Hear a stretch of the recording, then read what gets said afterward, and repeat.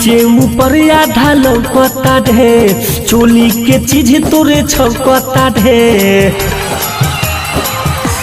आए हाय नीचे ऊपर आधा लौकता ढे, चोली के चीज तोरे छौकता ढे। आज नाचे के पड़ी नहीं भाग रूसी, भाग रूसी, यारे भाग रूसी, भाग रूसी। तोहनी में से बताव रे छौड़ी बरतियन के लॉलीपॉप कवन चूसी।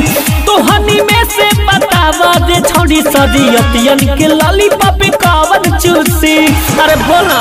Mix by IDS recording studio Sarsawa 50। DJ Brajesh चकिया।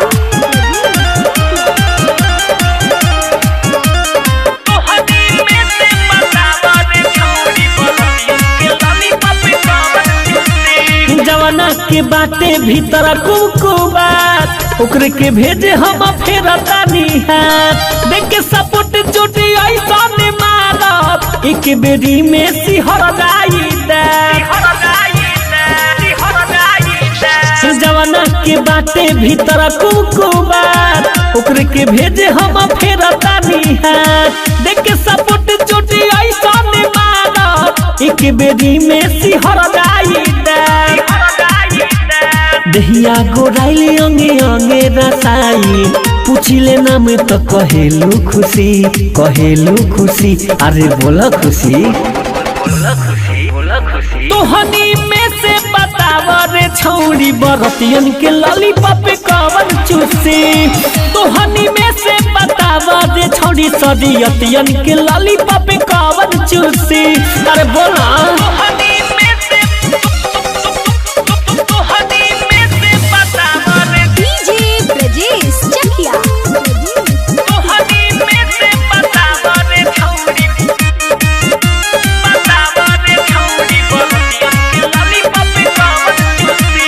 दोनों में कवनो ना बारू सब कमरे, बाटे जवानी भइल तोहनी के बमरे। विशाले भटिया जू कदिया लबत रे, यूसुफ दिलालम नहीं छोड़ी कौनो गत रे। रे रे दोनों में कवनो ना बारू सब कमरे, बाटे जवानी भइल तोहनी के बमरे। विशाले भटिया जू कदिया लबत रे, यूसुफ दिलालम नहीं छोड़ी कोनो गत रे, छोड़ी कोनो गत रे। उम साहबाजी आजू खोल दी है राज, राउटी में पहिले चल घुसी, चल घुसी, आदे चल घुसी, चल घुसी। तोहनी में से बताव रे छौड़ी बरतियन के लॉलीपॉप कवन चूसी। तोहनी में से बताव रे छौड़ी सदियतियन के लॉलीपॉप कवन चूसी। नीचे ऊपर आधा लौकता ढे, चोली के चीज तोरे छौकता रे। आज नाचे के पड़ी नहीं भाग रूसी, भाग रूसी, यारे भाग रूसी, भाग रूसी। तोहनी में से बताव रे छौड़ी बरतियन के लॉलीपॉप कवन चूसी। तोहनी में से बताव रे छौड़ी सदियतियन के लॉलीपॉप कवन चूसी। अरे बोला। IDs recording studio Sarsawa 50।